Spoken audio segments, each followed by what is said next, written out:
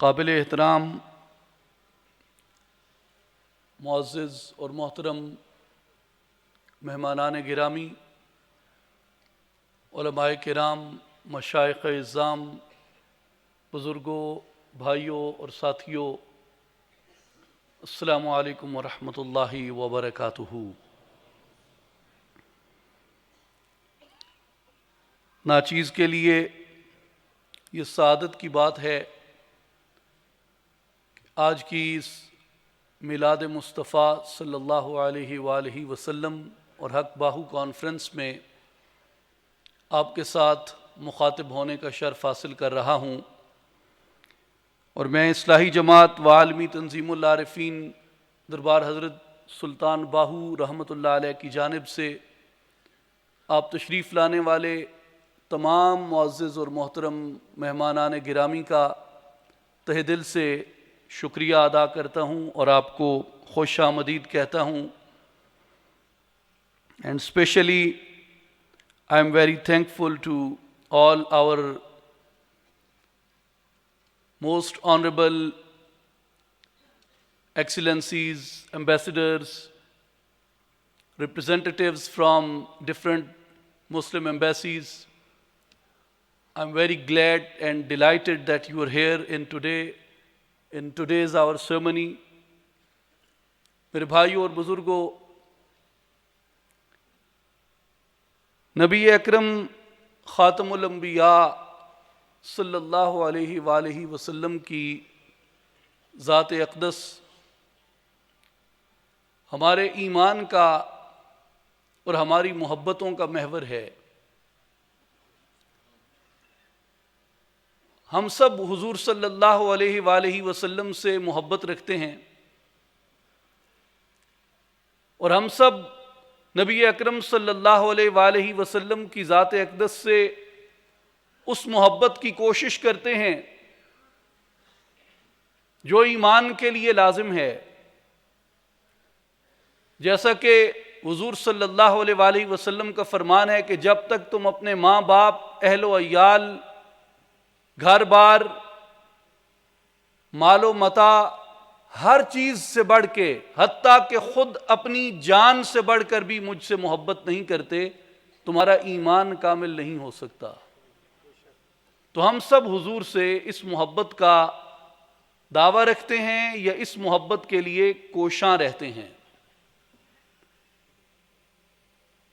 ناچیز آپ سے ایک دلچسپ بات یہ عرض کرنا چاہتا ہے، جو محبت کا فلسفہ غالباً امام جامی نے بیان کیا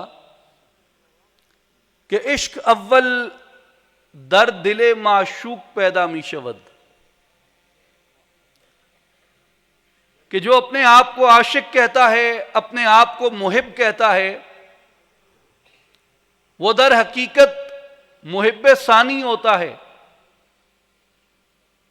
اور جس کو وہ معشوق کہتا ہے، جسے وہ محبوب کہتا ہے، وہ اس کا محب اول ہوتا ہے۔ کہ جب تک عشق یا محبت معشوق کے دل میں پیدا نہ ہو، عاشق اس سے عشق نہیں کر سکتا اور محب اس سے محبت نہیں کر سکتا۔ تو جو محبت ہے وہ پہلے محبوب کے دل کے اندر پیدا ہوتی ہے۔ محبت خیر خواہی کا نام ہے،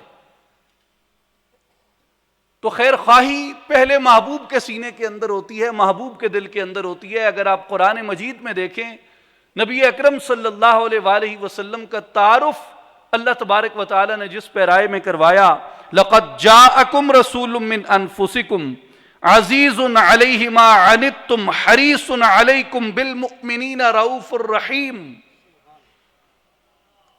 اللہ نے فرمایا کہ بے شک تمہارے پاس تمہیں میں سے ایک باعظمت رسول صلی اللہ علیہ وآلہ وسلم جلوہ فرما ہوئے، اور تمہارا مشقت میں پڑنا، تمہارا تکلیف میں پڑنا انہیں گراں گزرتا ہے، انہیں ناگوار گزرتا ہے۔ اور اے لوگو، وہ تمہارے لیے، تمہاری بھلائی کے لیے آرزو مند رہتے ہیں، اور مومنوں کے لیے نہایت ہی شفیق اور نہایت ہی مہربان ہیں۔ جب ہم ان آیات کو پڑھتے ہیں تو عموماً ان کے شان نزول کو بیان کیا جاتا ہے، ان سے وابستہ متصل متعلقہ صحابہ کرام رضوان اللہ علیہم اجمعین کے واقعات کو بیان کیا جاتا ہے، اور یہ دیکھا جاتا ہے کہ یہ آیت کب نازل ہوئی، یہ کہاں پہ نازل ہوئی، اس میں کون کون لوگ داخل اور کون کون لوگ شامل ہیں۔ تو عموماً اس سے مراد وہی لوگ لیے جاتے ہیں جو نبی اکرم صلی اللہ علیہ وآلہ وسلم کے ہم زمانہ تھے یا آپ کے صحابہ تھے وسیع اصطلاح میں۔ مگر مومنین، مسلمین و مسلمات، مومنین و مومنات، یاد رکھیں یہ ہمارے لیے اللہ تبارک و تعالیٰ کی خوشخبری ہے، اس لیے کہ ایمان والے قیامت تک موجود رہیں گے، ایمان والے قیامت تک موجود رہیں گے۔ اور حضور صلی اللہ علیہ وآلہ وسلم کے بارے میں اللہ نے فرمایا کہ حریص علیکم بالمؤمنین، وہ ہر وقت تم پہ شفقت کے، رحمت کے، مہربانی کے آرزو مند رہتے ہیں، اس کے خواہاں اور طالب رہتے ہیں۔ تو جب تک کوئی مومن اس زمین کے اوپر موجود ہے، وہ چاہے حضور کے زمانے کے اندر تھا یا حضور سے 14 صدیاں برس 14 صدیاں بعد آتا ہے، ہر ایک کے ساتھ حضور صلی اللہ علیہ وآلہ وسلم اسی طرح محبت فرماتے ہیں۔ تو میرا یہ گمان، میرا یہ یقین کہ رسول اللہ صلی اللہ علیہ وآلہ وسلم جس طرح اپنی امت کے اولین سے محبت فرماتے ہیں، حضور صلی اللہ علیہ وآلہ وسلم اپنی امت کے آخرین سے بھی محبت فرماتے ہیں۔ جن لوگوں نے حضور کا زمانہ نہیں پایا، جو لوگ حضور کے بعد ایمان لے کے آئے، ان کے لیے میرے آقا صلی اللہ علیہ وآلہ وسلم نے اپنی محبت کا اظہار کیا۔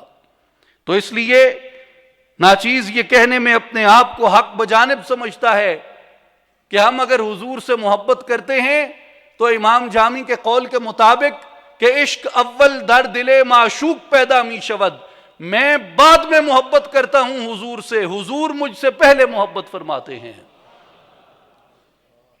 آپ مشکات شریف میں دیکھیے ایک حدیث ہے، ایک دن نبی اکرم صلی اللہ علیہ وآلہ وسلم اپنے صحابہ کرام رضوان اللہ علیہم اجمعین کے درمیان جلوہ فرما تھے، اور حضور صلی اللہ علیہ وآلہ وسلم نے ان سے ایک سوال فرمایا، ای الخلق اعجب الیکم ایمانا، کہ اے میرے صحابہ، تمہیں کس قوم کے، کس طبقے کے ایمان پہ دل نشین حیرت ہوتی ہے، خوشگوار حیرت ہوتی ہے، جو تمہیں خوشگوار طریقے سے عجیب لگتا ہو، کس طبقے کا ایمان ہے؟ صحابہ کرام حیران ہوئے سوال سن کے کہ یہ کیسا سوال ہے کہ کس طبقے کے ایمان پہ تمہیں خوشگوار حیرت ہوتی ہے؟ تو کچھ سوچ کے لوگوں نے عرض کی، یا رسول اللہ صلی اللہ علیہ وسلم، شاید ملائکہ کا ایمان اتنا اعلیٰ ہے کہ اس پہ خوشگوار حیرت ہوتی ہے۔ نبی کریم صلی اللہ علیہ وآلہ وسلم نے فرمایا، وَمَا لَهُمْ لَا يُؤْمِنُونَ وَهُمْ عِنْدَ رَبِّهِمْ، اگر تم کہتے ہو کہ ملائکہ کا ایمان عجیب تر ہے، خوشگوار حیرت میں مبتلا کرنے والا ہے، تو ملائکہ میں اس درجے کا ایمان کیوں نہ ہو؟ کیونکہ وہ ہر وقت اپنے رب کے قرب میں رہتے ہیں۔ تو ملائکہ کے ایمان کی اس درجہ ترقی میں عجب کیا ہوا؟ صحابہ نے پھر عرض کی، یا رسول اللہ فالنبیون، تو پھر ایسا عجب ایمان، ایسا حیرت انگیز ایمان، ایسا ایمان افروز ایمان انبیاء کا ہو سکتا ہے؟ رسول اللہ صلی اللہ علیہ وآلہ وسلم نے فرمایا، وَمَا لَهُمْ لَا يُؤْمِنُونَ وَالْوَحْيُ يَنزِلُ عَلَيْهِمْ، حضور نے کہا کہ میرے صحابہ، انبیاء کا ایمان اس درجے مضبوط، توانا، حیرت انگیز کیوں نہ ہوگا جبکہ اللہ کی طرف سے ان پہ وحی کی جاتی ہے؟ پھر صحابہ عرض کرتے ہیں فنحن، یا رسول اللہ تو پھر ہم ہی بچتے ہیں، پھر ہمارا ایمان اتنا پختہ اور اتنے بڑے درجے کا ہے۔ حضور صلی اللہ علیہ وآلہ وسلم نے فرمایا تمہارے ایمان میں عجب کیا کہ اگر تم یہ کہو کہ ہمارا ایمان اتنا پختہ درجے کا ہے جبکہ میں تمہارے درمیان موجود ہوں، میری زیارت کرتے ہو، مجھے اٹھتے بیٹھتے دیکھتے ہو، مجھے چلتے پھرتے دیکھتے ہو، مجھ پہ وحی کو نازل ہوتے ہوئے دیکھتے ہو، مجھ پہ کلام اترتے ہوئے دیکھتے ہو، تو اس میں حیرت کیا ہوگی، اس میں عجب کیا ہوگا؟ تو صحابہ خاموش ہو گئے۔ عرض کرتے ہیں یا رسول اللہ صلی اللہ علیہ وسلم پھر آپ رہنمائی فرمائیے کہ کن کا ایمان نہایت حیرت کا باعث ہے، نہایت عجب ہوگا، حیرت انگیز، خوشگوار پختگی رکھتا ہوگا؟ حضور صلی اللہ علیہ وآلہ وسلم نے فرمایا ان اعجب الخلق الی ایمانا لقوم یکونون من بعدی، ایسا عجب ایمان ملائکہ کا نہیں کیونکہ وہ اللہ کے قرب میں ہیں، ایسا عجب ایمان انبیاء کا نہیں کیونکہ ان پہ وحی نازل ہوتی ہے، ایسا عجب ایمان تمہارا نہیں کیونکہ میں تمہارے درمیان موجود ہوں، بلکہ فرمایا ایسا عجب حیرت انگیز پختہ ایمان ان لوگوں کا ہوگا جو ہر طرح کا آپشن پائیں گے، ہر طرح کی ترجیح پائیں گے میرے بعد، مگر میری کتاب دیکھ کے میرے اوپر ایمان لے آئیں گے۔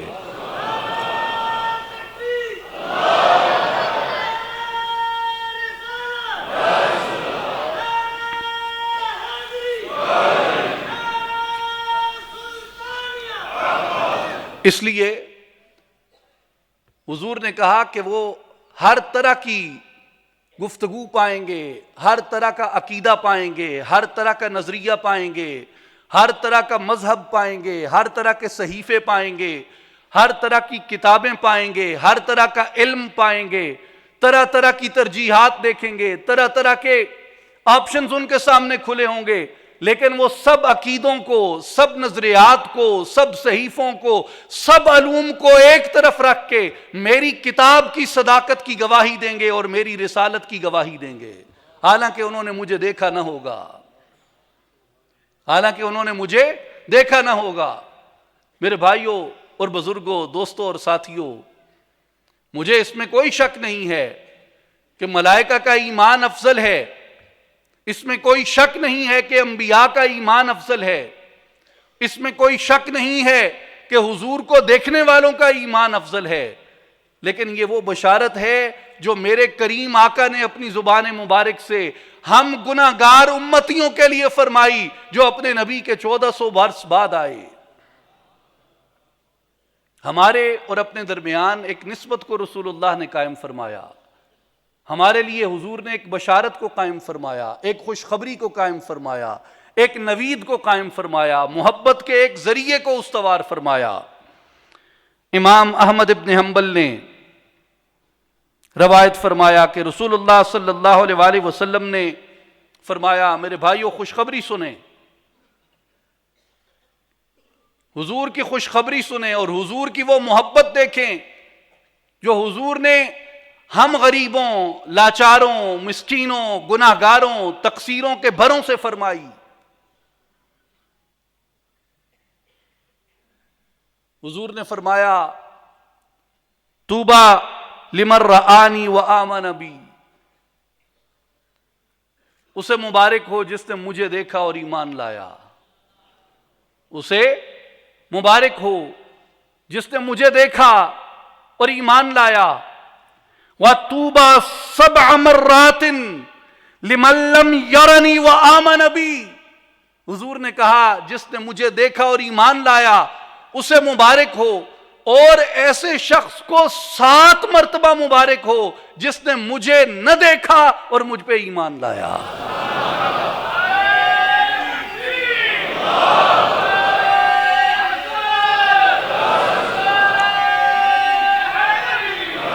وطوبا وطوبا 7 مرات لمن لم یرانی وآمن بی، 7 مبارکیں ایسے شخص کے ہوں جس نے مجھے نہ دیکھا اور مجھ پر ایمان لے کے آیا۔ میرے دوستوں اور ساتھیوں، کبھی ہم اپنے آپ کو دیکھتے ہیں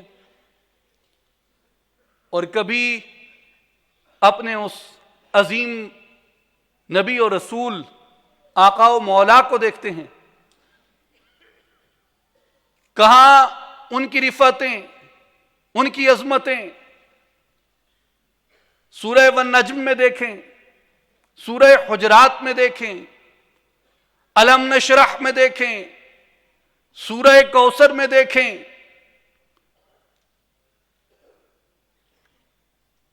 پورے قرآن میں دیکھیں، حضور کی جو رفتیں، عظمتیں، بلندیاں، شان، ادب اللہ نے جو بیان کی، جو لطافت قرآن میں اللہ نے بیان کی حضور صلی اللہ علیہ وآلہ وسلم کی، کہاں وہ مبارک آنکھ جس کے اعتدال کو قرآن نے بنظر تحسین بیان کیا، ما زاغ البصر وما طغى، کہاں وہ مبارک ہاتھ جو اس جماعت کے ہاتھوں پہ آ جائیں جو بیت رضوان کرتی ہے تو قرآن کہتا ہے کہ مومنوں تمہارے ہاتھوں کے اوپر اللہ کا ہاتھ تھا، اس کی تائید کا ہاتھ تھا، کیونکہ حضور کا مبارک ہاتھ اللہ کی تائید و نصرت کا ہاتھ ہے۔ کہاں وہ مبارک سینہ جس کی عظمت کو قرآن بیان فرماتا ہے، الم نشرح لک صدرک۔ میرے دوستو، کہاں وہ مبارک زبان جس سے سوائے وحی کے کچھ نہیں نکلتا، وما ينطق عن الهوى ان هو الا وحی یوحى، میرا محبوب اپنی مرضی سے کلام نہیں کرتا، وہی کہتا ہے جو ہماری طرف سے وحی آتی ہے۔ کہاں وہ مبارک زبان، کہاں وہ مبارک آنکھیں، کہاں وہ مبارک ہاتھ، کہاں وہ مبارک سینہ، کہاں وہ مبارک وجود، اور کہاں ہم جیسے گناہگار، کہاں ہم جیسے خطا کار، کہاں ہم جیسے عیبوں سے بھرے لوگ، کہاں ہم جیسے نقائص کی دنیا میں رہنے والے لوگ، اور ہم عیبوں بھروں سے، ہم گناہگاروں سے جب ہمارے آقا و مولا اتنے بڑے رتبوں کے باوجود بھی محبت کریں تو ہمارا حق بنتا ہے کہ ہم رسول اللہ کی اس عظمت پہ، رسول اللہ کی ہمارے ساتھ اس محبت کی بنیاد پہ ہم رشک کرتے ہوئے حضور سے اپنی محبت کو دوبالا کر دیں۔ اس لیے رسول اللہ صلی اللہ علیہ وآلہ وسلم نے جب ابھی میرا دنیا میں وجود نہ تھا اس وقت مجھ سے محبت کا اظہار فرمایا۔ اور ابو عبیدہ ابن جراح رضی اللہ تعالی عنہ سے روایت ہے، آپ فرماتے ہیں کہ ایک دن میں نے بارگاہ رسالت مآب صلی اللہ علیہ وآلہ وسلم میں عرض کی، یا رسول اللہ احد خیر منا اسلمنا وجاہدنا معک، یا رسول اللہ کوئی ہم سے بھی بہتر ہے ایمان لانے میں، جس نے آپ کے ساتھ، ہم وہ لوگ ہیں جنہوں نے آپ کے ساتھ جد و جہد کی ہے، ہم سے بھی بہتر کوئی ہوگا ایمان لانے میں؟ رسول اللہ صلی اللہ علیہ وآلہ وسلم نے فرمایا نعم، ہاں، قوم یکونون من بعدکم یؤمنون بی ولم یرونی، حضور نے فرمایا ہاں، وہ لوگ ہوں گے جو میرے بعد آئیں گے، مجھے دیکھیں گے نہیں مگر میری نبوت اور رسالت کی تصدیق کریں گے۔ اسی طرح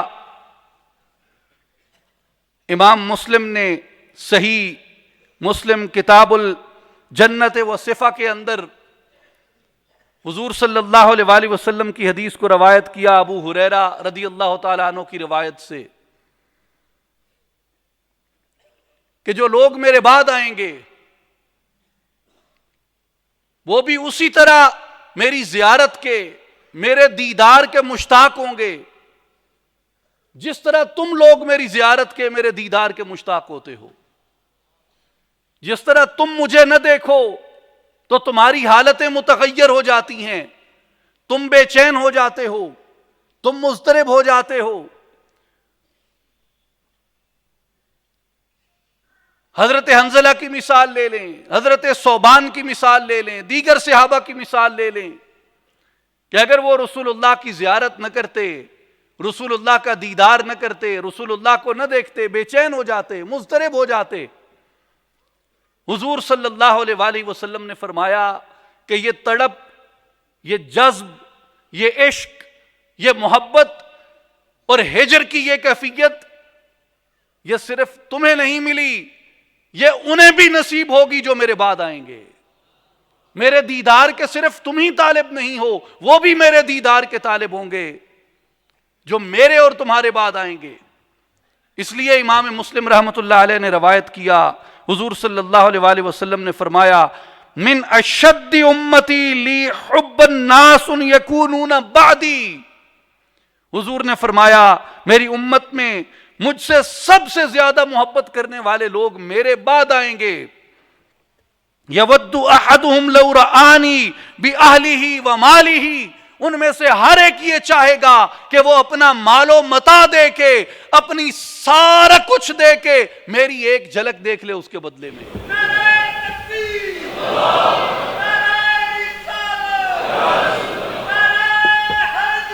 اگر آپ غور کریں تو آپ کو یہ مبارک فرامین بہت کچھ بتاتے ہیں کہ ہماری محبت، ہماری الفت سید الانبیاء صلی اللہ علیہ وآلہ وسلم سے کیسی ہے، اس کی پاکیزگی کیا ہے، اور اس کی اہمیت نہ صرف ہماری اپنی ایمانیاتی زندگی میں کیا ہے بلکہ اس کی اہمیت سید الانبیاء صلی اللہ علیہ وآلہ وسلم کی مبارک نظر میں کیا ہے۔ تو ہمیں اپنے عیب، تقصیریں، خطائیں، گناہ، نقائص، ان سب پہ نظر رکھنی چاہیے اور یہ دیکھنا چاہیے کہ میں کیسا خوش قسمت ہوں کہ میرے آقا و مولا صلی اللہ علیہ وآلہ وسلم نے میرے ایمان لانے کی مجھ سے 1400 برس قبل تحسین فرمائی اور توصیف فرمائی۔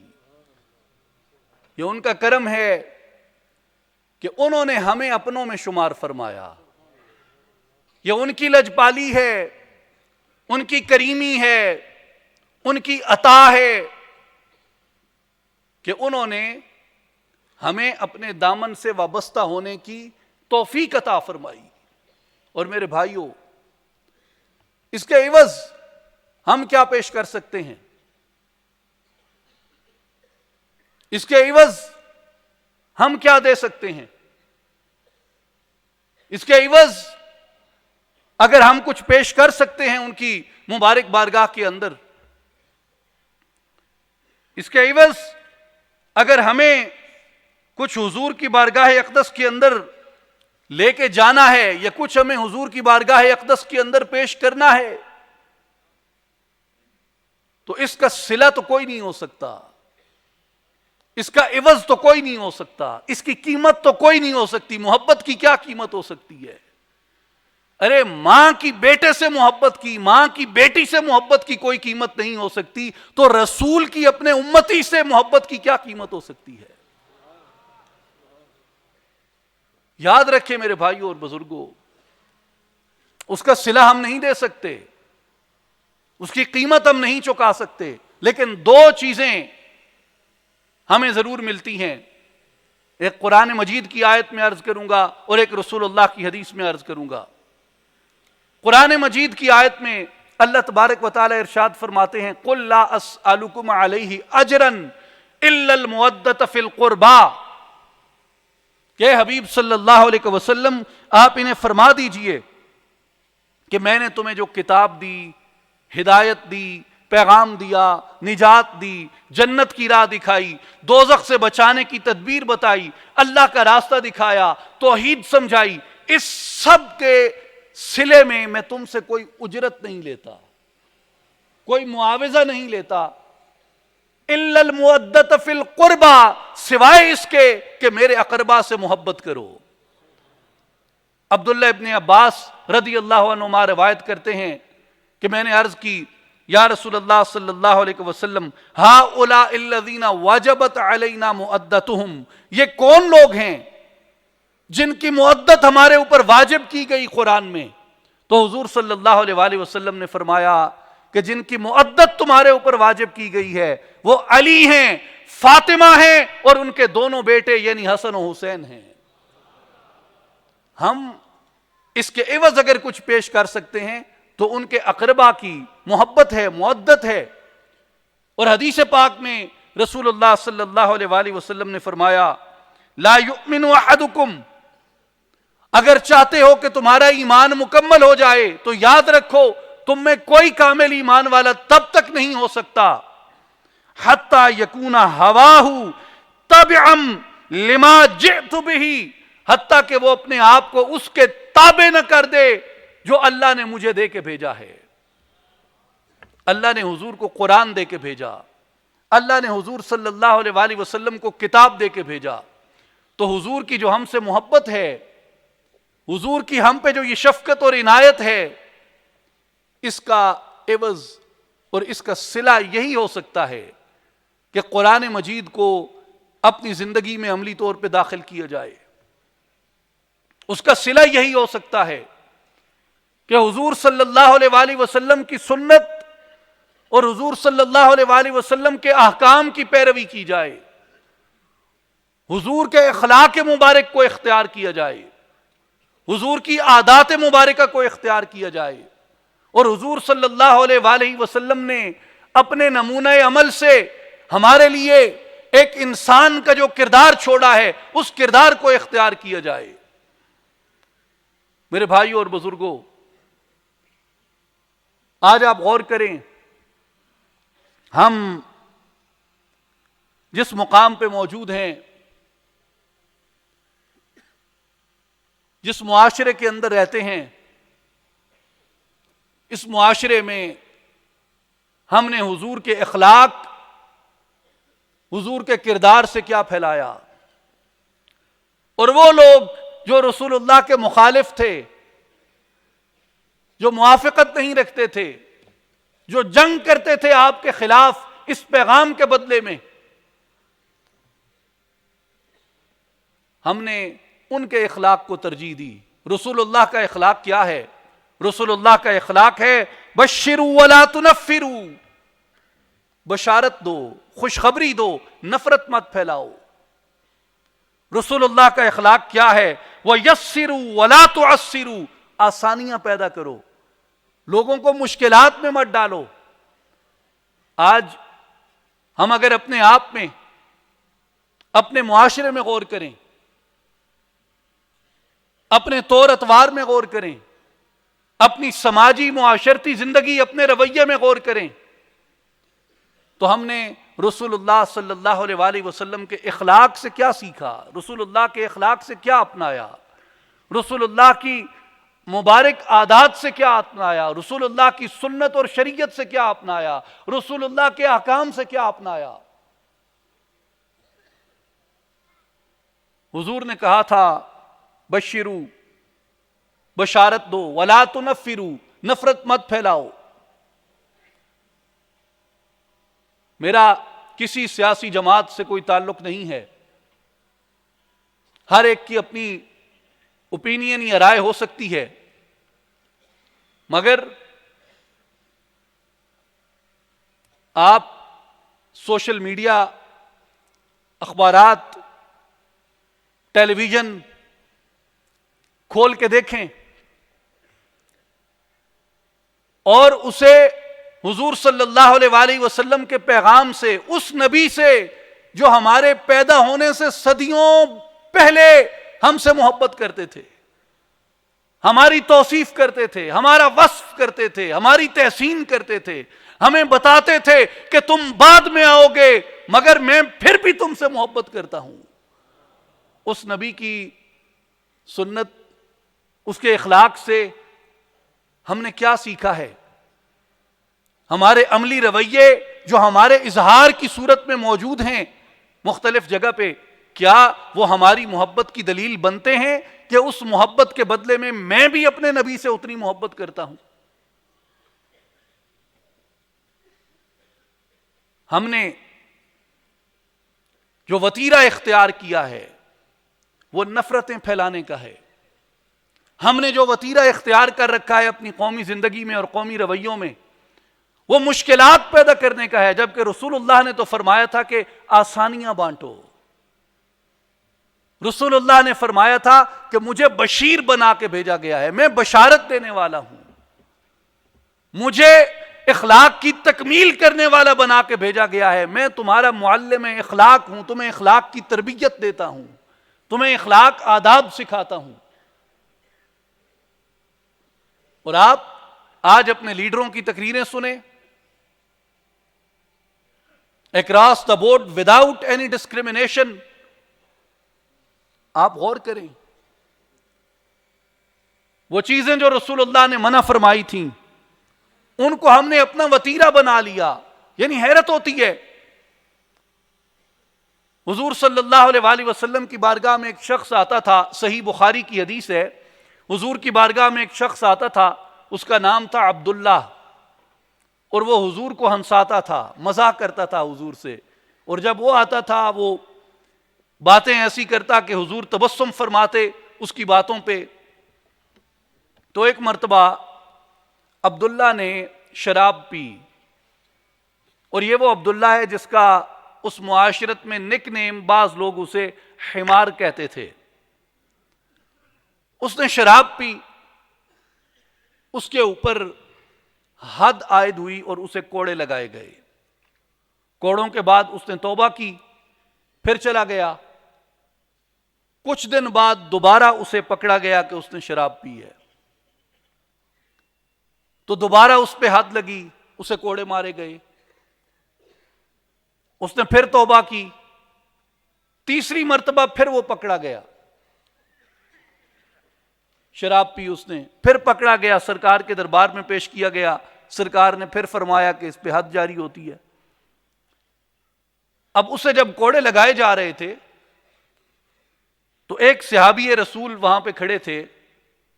انہوں نے کہا کہ حضور اس پہ اتنی شفقت کرتے ہیں، اتنی کریمی فرماتے ہیں، اور اتنی مرتبہ اس پہ حد جاری ہو چکی ہے، اور یہ شخص بار بار توبہ توڑتا ہے اور اپنی حد کا احترام نہیں کرتا. لعنت ہو ایسے شخص کے اوپر. جب اس صحابی نے اس گناہگار شخص پہ لعنت کی، اب وہ جو گناہگار تھا وہ کتنی مرتبہ گناہگار ڈکلیئر ہوا، روبروئے عدالت، اسپیکولیشن میں نہیں، افواہوں میں نہیں کہ اس نے یہ کیا یا نہیں کیا، شک و شبہ میں نہیں کہ شاید اس نے کیا ہو شاید نہ کیا ہو. شک نہیں تھا، ثبوت کے ساتھ گرفتار ہوا. عدالت نے اس کے اوپر شواہد کے مطابق حد جاری کی. 3 مرتبہ اپنے گناہ کی پاداش میں اس نے اپنے اوپر حد جاری کروائی. یعنی واضح گناہگار ہے، واضح خطا کار ہے، واضح طور پہ جرائم میں مبتلا ہونے والا شخص ہے. مگر ایک صحابی نے کہا کہ لعنت ہو ایسے شخص پہ. رسول اللہ صلی اللہ علیہ وآلہ وسلم ساتھ کھڑے تھے. آپ کو اس صحابی کا اس گناہگار کے اوپر لعنت کرنا ناگوار گزرا، اور حضور صلی اللہ علیہ وآلہ وسلم نے فرمایا لا تلعنوہ، اس شخص پہ لعنت نہ کرو.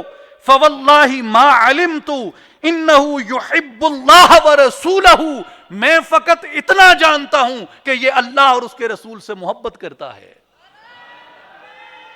اگر کوئی گناہگار ہے تو کیا ہوا؟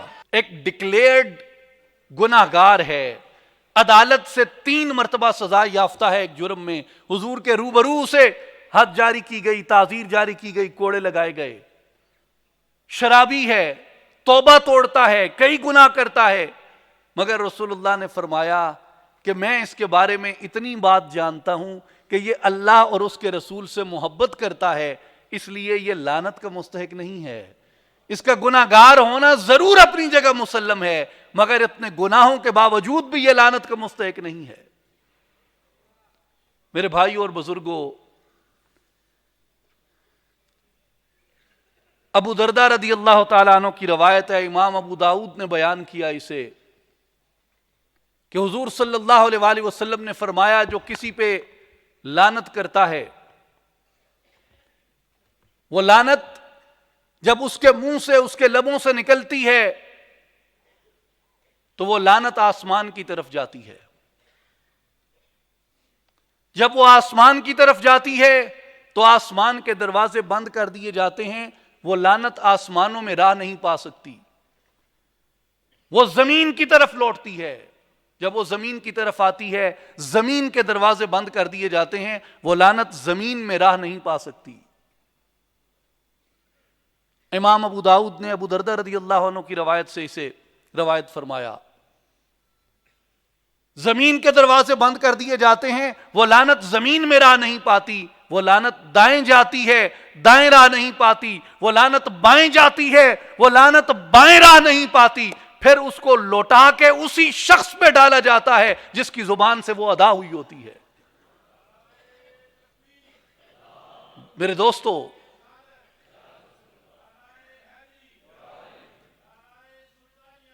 میرے بزرگوں، میرے بھائیوں، یاد رکھیں،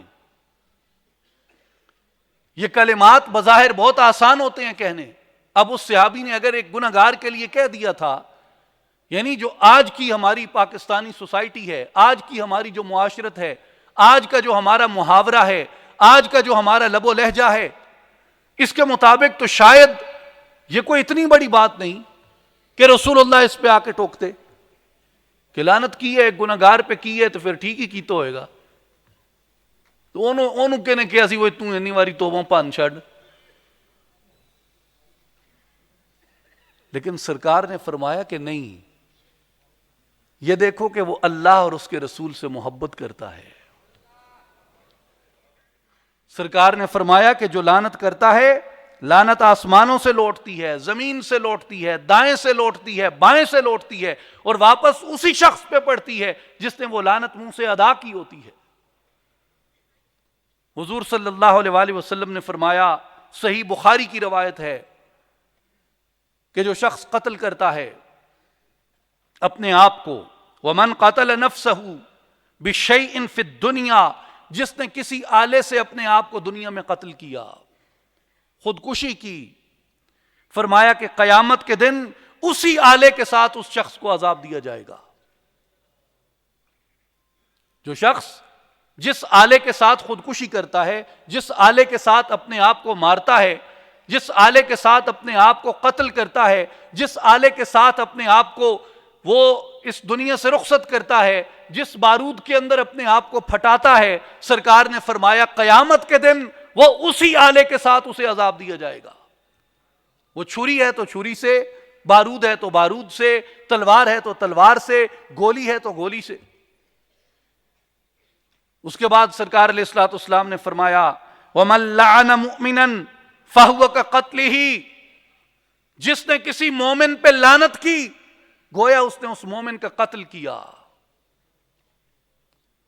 وَمَن قَذَفَ مُؤْمِنًا بِكُفْرٍ فَهُوَ كَقَتْلِهِ، نہ صرف یہ کہ جو کسی پہ لعنت کرتا ہے وہ اس کے قتل جیسا گناہ ہے، بلکہ فرمایا جو کسی مومن کے اوپر کفر کی تہمت لگاتا ہے، کفر کو اس کی مومن کی طرف منسوب کرتا ہے، سرکار نے فرمایا کہ یہ بھی ایسے ہی ہے جیسے اس نے مومن کو قتل کیا۔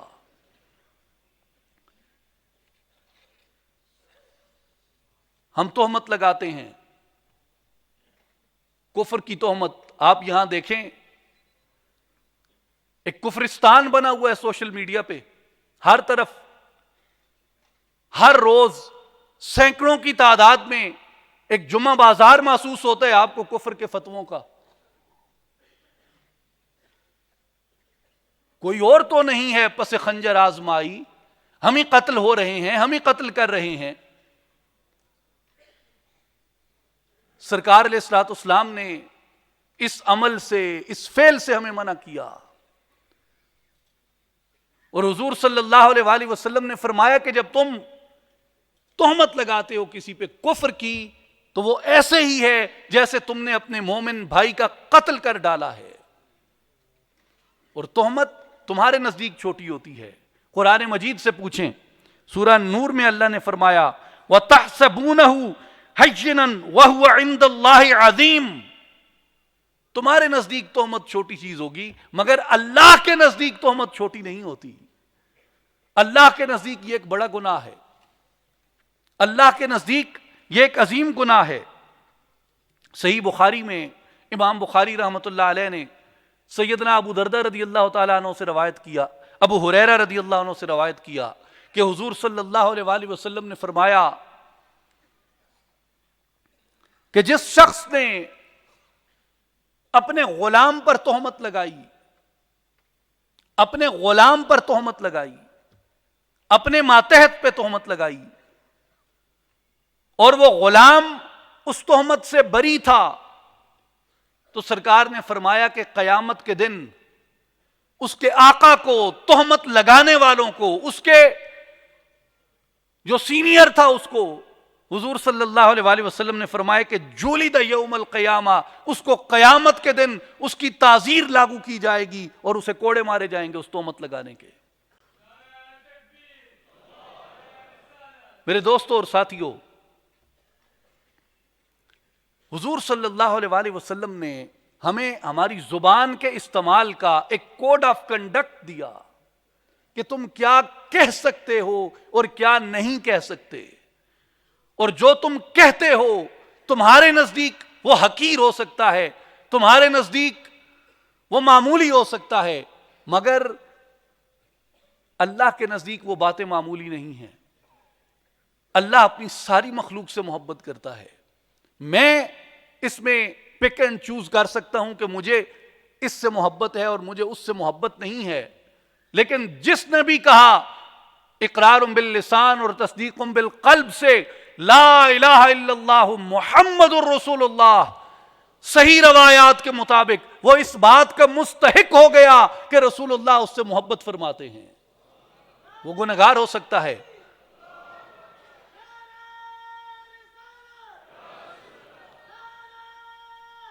میں آپ کو ایک سادہ بات سمجھا دیتا ہوں، میں آپ کو ایک سادہ بات سمجھا دیتا ہوں، آپ کو یاد رہے گی کہ حضور صلی اللہ علیہ وآلہ وسلم اپنے امتیوں سے محبت فرماتے ہیں۔ جس نے کہا زبان سے اور دل سے تصدیق کی کہ لا الہ الا اللہ محمد الرسول اللہ، اور حضور کو اس نے دیکھا نہیں ہے، کیا وہ اس روایت کا مصداق ہے یا نہیں کہ 7 مبارکیں ہیں اس کے لیے جس نے مجھے نہ دیکھا اور مجھ پہ ایمان لایا؟ وہ اس بات کا مصداق ہے یا نہیں؟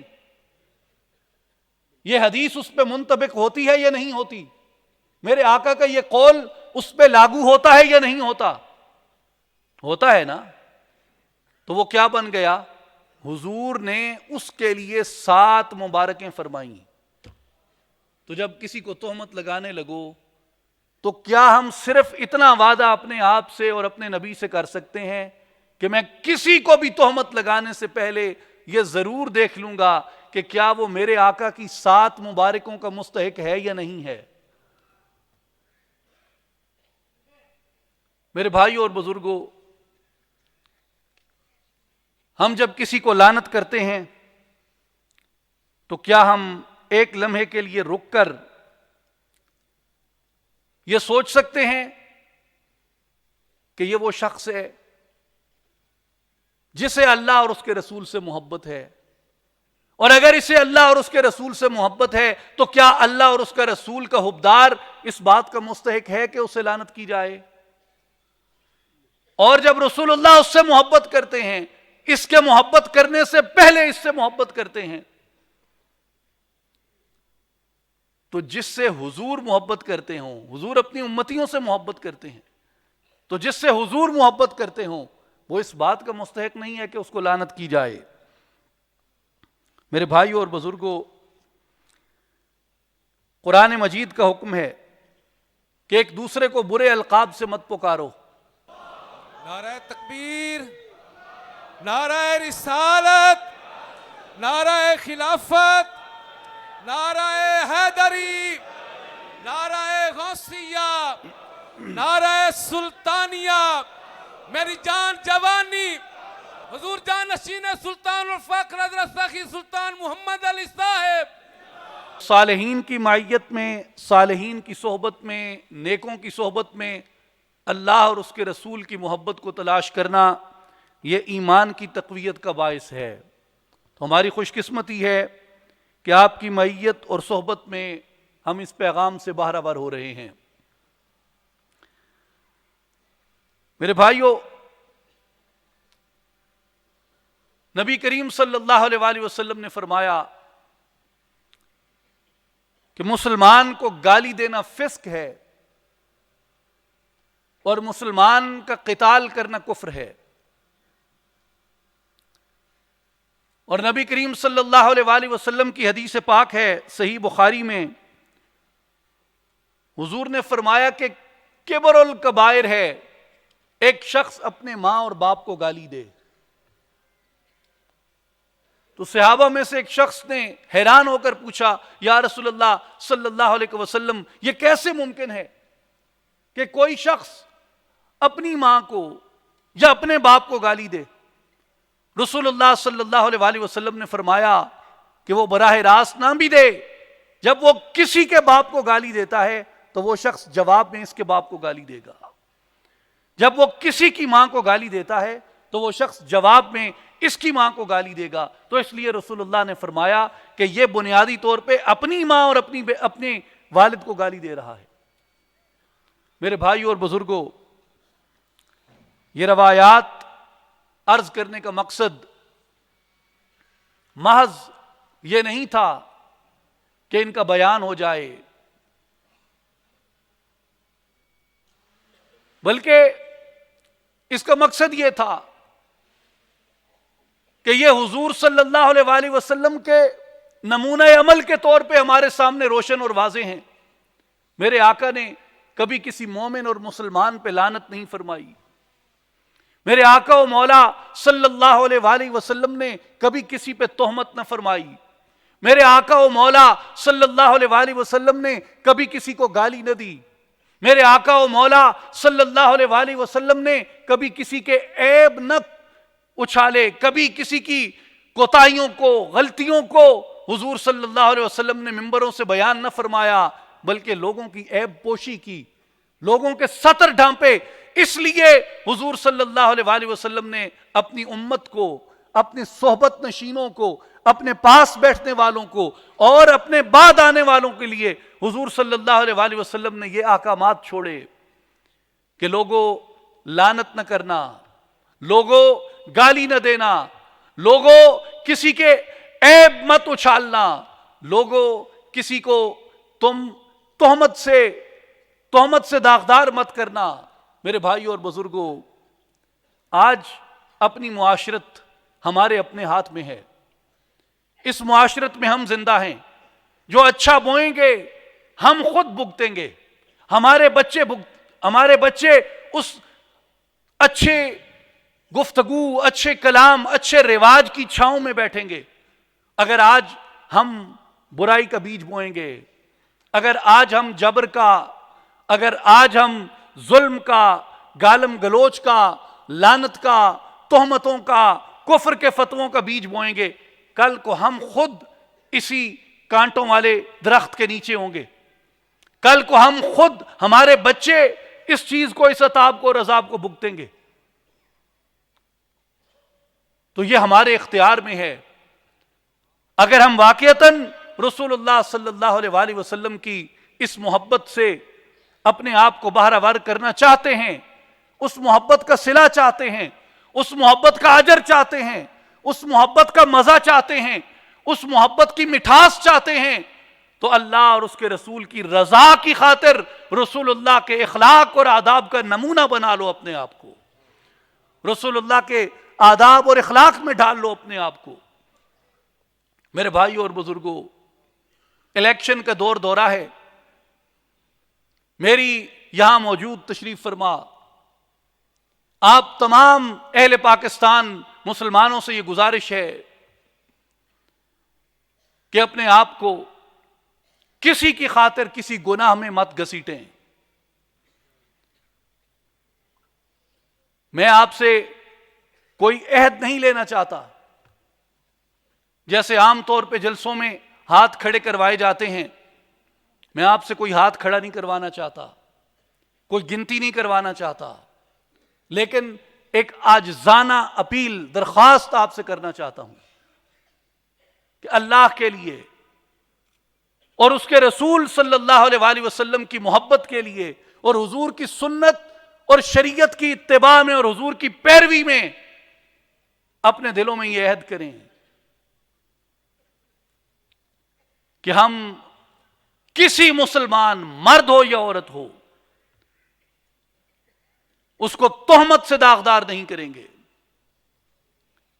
اپنے ضمیر میں اپنے دلوں میں یہ عہد کریں کہ میں محمد مصطفیٰ احمد مجتبیٰ کا امتی ہوں، جس نے اپنے تو اپنے بیگانوں کے عیب چھپائے، میں کسی کے عیب کو نہ اپنی زبان سے بیان کروں گا نہ اپنے ہاتھوں سے پھیلاؤں گا، میں کسی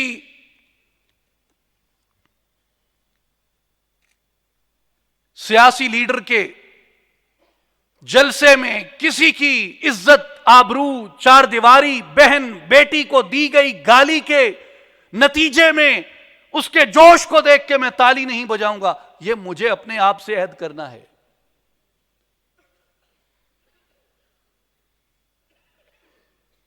میں کسی سیاسی مباحثے میں کسی بحث میں غیر شائستگی کا مظاہرہ نہیں کروں گا، گالم گلوچ پہ نہیں اتروں گا، کسی کو لعنت نہیں کروں گا، یہ مجھے اپنے آپ سے عہد کرنا ہے، اس لیے کہ یہ آج کا بیج ہے جو ہم بوئیں گے، جس کے سائے میں ہم بھی بیٹھیں گے، ہماری آئندہ نسل بھی بیٹھے گی۔ لیکن جو روش عام ہم نے پھیلا رکھی ہے، اس کا نتیجہ سوائے ایک انتشار کے کچھ نہیں ہے۔ گالیاں بکنا، لعنتیں دینا، تہمتیں لگانا اور لوگوں کی عزتوں کو اچھالنا، میرے بھائیوں اور بزرگوں، یہ نہ ملک کے حق میں ہے، نہ معاشرے کے حق میں ہے، نہ ملت کے حق میں ہے۔ آج آپ دیکھیں دنیا اسلام کا سب سے بڑا مسئلہ، اگر آپ مسائل کی فہرست بنائیں تو ان میں ایک سب سے بڑا مسئلہ داخلی انتشار ہے۔ داخلی انتشار کی وجہ کیا ہے؟ داخلی انتشار کی وجہ اس طرح کے غیر مہذبانہ رویے ہیں، اس طرح کے شدت پسندانہ رویے ہیں، عدم برداشت ہے، اور اس داخلی انتشار کے نتیجے میں آپ بھگت کیا رہے ہیں؟ کبھی آپ نے سوچا؟ اس جھوٹی جذباتیت کے نتیجے میں دنیا اسلام بھگت کیا رہی ہے؟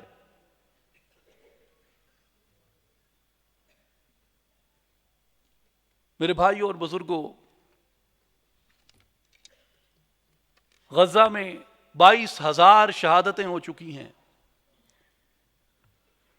9,000 سے زائد بچے ان میں شہید ہونے والے ہیں، تسلسل سے شہادتیں ہو رہی ہیں، روزانہ کی بنیاد پہ 100 کے لگ بھگ شہداء ہوتے ہیں غزہ میں، اور ہم میں اتنی سکت نہیں ہے کہ ہم اپنے ان بھائیوں تک پراپر ایڈ پہنچا سکیں، اور مدد تو دور کی بات ہے۔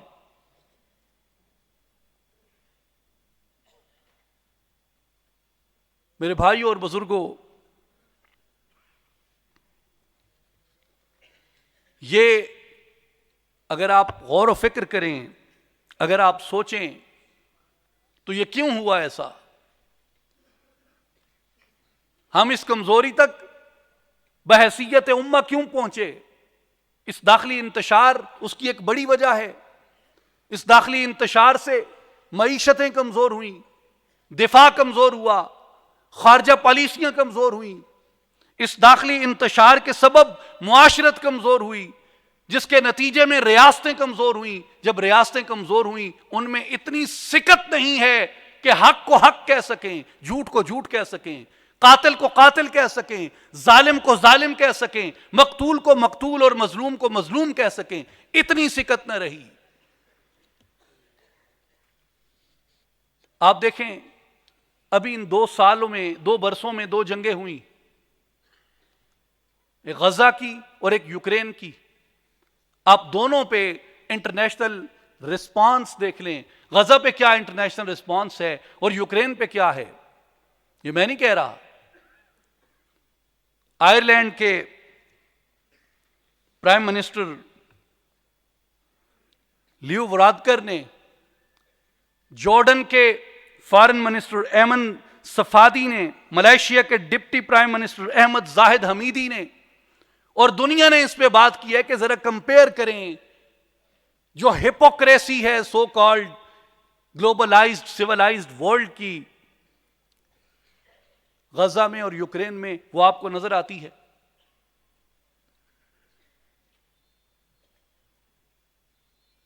تو ہم بحیثیت امت، بحیثیت معاشرت اس قدر کمزور ہیں کہ اپنے قبلہ اول کے لیے بھی نہیں بول سکتے۔ یاد رکھیں، جب تک قرآن موجود ہے، جب تک اس میں سورہ اسراء موجود ہے، مسجد اقصی سے میری محبت غیر مشروط ہے۔ سبحان الذی اسری بعبدہ لیلا من المسجد الحرام الی المسجد الاقصی الذی بارکنا حولہ، کہ پاک ہے وہ ذات جو راتوں رات اپنے بندے کو لے گیا مسجد حرام سے مسجد اقصی کی طرف، جس کے گرد و نواح کو ہم نے برکت عطا فرمائی ہے۔ آج آپ کو اقصی کے مطالبے سے دستبردار کریں گے تو پھر کل مسجد حرام کے مطالبے سے بھی دستبردار ہو جاؤ گے، تو کل پھر مسجد نبوی کے ملکیت سے بھی دستبردار ہو جاؤ گے۔ آج اگر اقصی کی ملکیت سے دستبردار ہوتے ہو، اقصی کی ملکیت سے دستبردار ہونے کا نتیجہ، اور اس کا مطلب اتنا آسان نہیں ہے، اقصی کی ملکیت سے، اقصی کے دعوے سے دستبردار ہونے کا مطلب ہے کہ تیار ہو جاؤ، تمہیں مسجد نبوی کی دعوے داری سے بھی دستبردار کیا جائے گا۔ تیار ہو جاؤ، پھر تمہیں مسجد حرام کی دستبرداری سے بھی، اس مسجد حرام کی دعوے داری سے بھی دستبردار کیا جائے گا۔ یہ میرا اثاثہ ہے، میرے مذہب کا، میری قوم کا، میری کتاب نے مجھے یہ محبت سکھائی ہے، میں کیسے اس سے دستبردار ہو سکتا ہوں؟ لیکن آپ جب یہ شکوہ اپنی ریاستوں سے کرنے لگیں، میرے بھائیوں اور بزرگوں، میری آپ سے عاجزانہ اپیل ہے، ذرا گزشتہ 6 ماہ کی اپنی زبان دیکھ لیں سوشل میڈیا پہ، اپنا رویہ دیکھ لیں سوشل میڈیا پہ۔ ہم نے اپنے معاشرے میں کنٹریبیوٹ کیا کیا؟ کس نبی کی امت ہوتے ہوئے یہ کنٹریبیوشن ہے ہمارا؟ کس مالک و مولا کا دم بھرتے ہوئے، کس کی محبت کی اسیری کی دعوے داری کرتے ہوئے یہ ہمارا رویہ اور کردار ہے؟ بہت سی باتیں ہیں، میں یہاں مجلس کے تقدس کے پیش نظر نہیں لا سکتا۔ ایک میں آپ سے عاجزانہ عرض کرتا ہوں، 4 دیواری کیوں بنائی جاتی ہے؟ چوروں سے بچنے کے لیے؟ تو مجھے بتائیں، آج تک کس 4 دیواری نے چور روکے؟ کوئی 4 دیواری چور نہیں روک سکتی۔ تالا بنایا جاتا ہے، کیا تالا چور سے حفاظت کے لیے بنایا جاتا ہے؟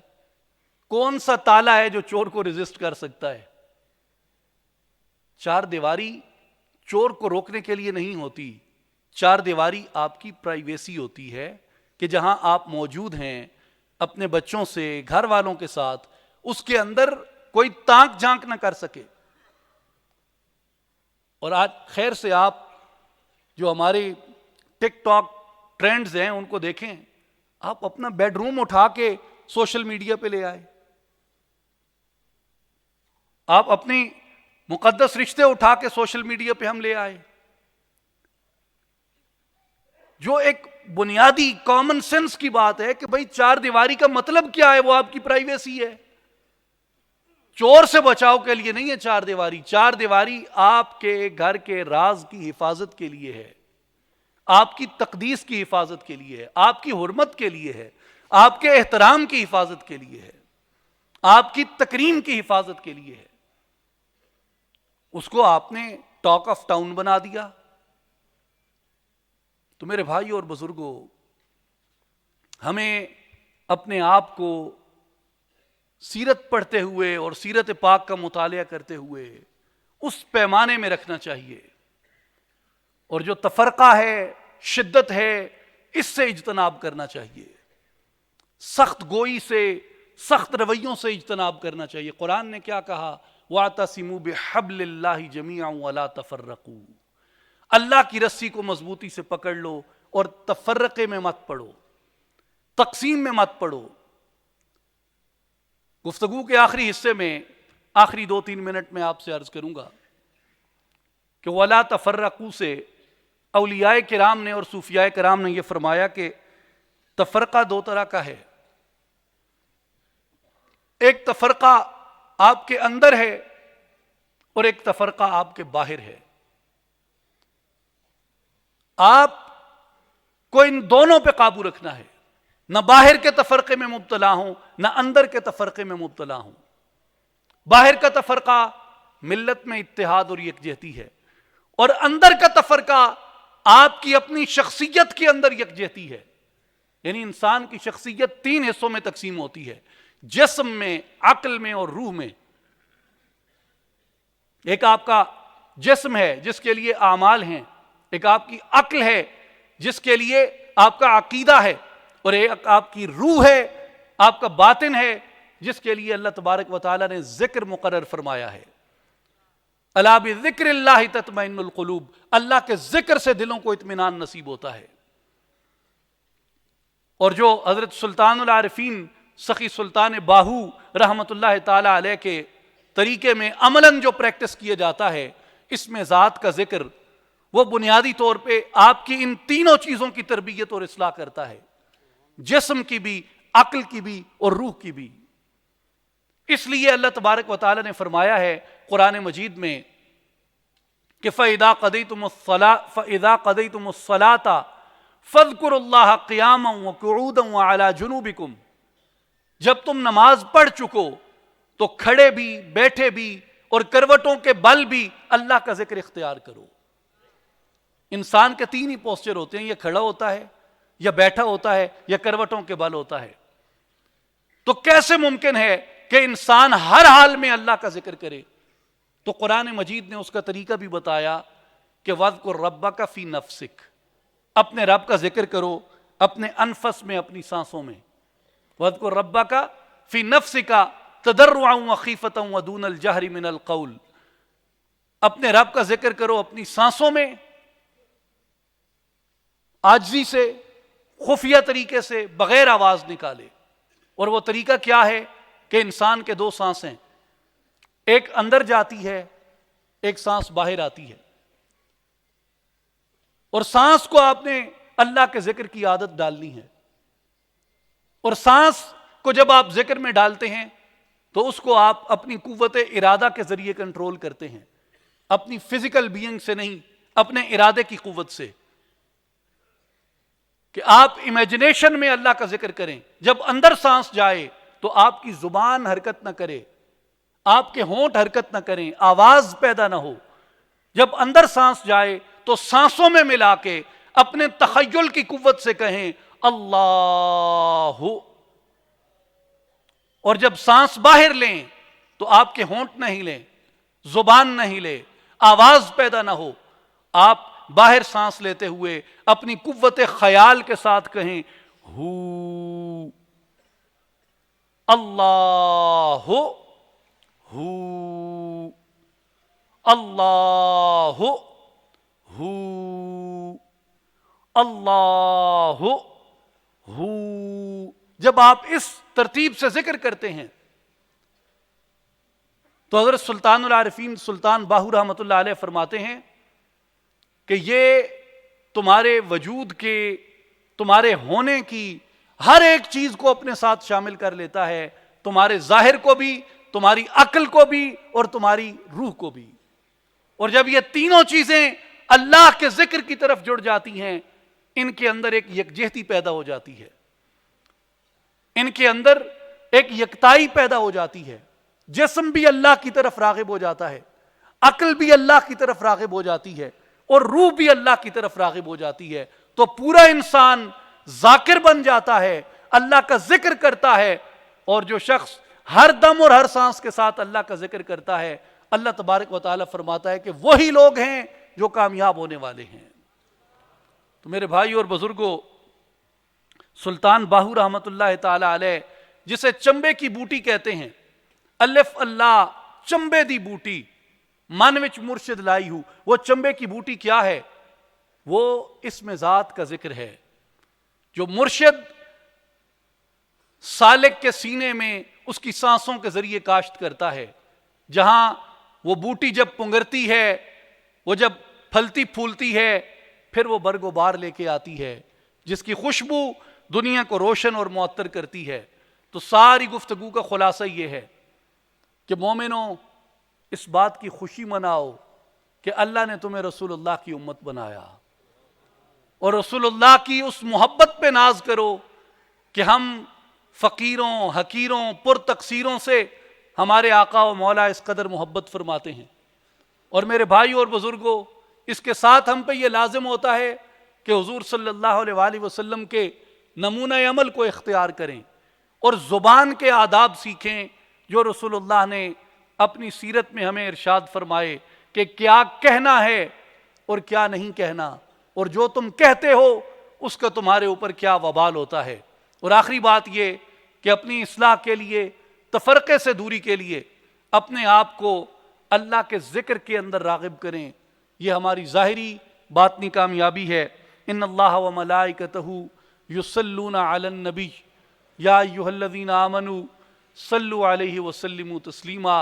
اللہم صل علی سیدنا و مولانا محمد وعلی آل محمد وبارک وسلم. وآخر دعوانا ان الحمد للہ رب العالمین.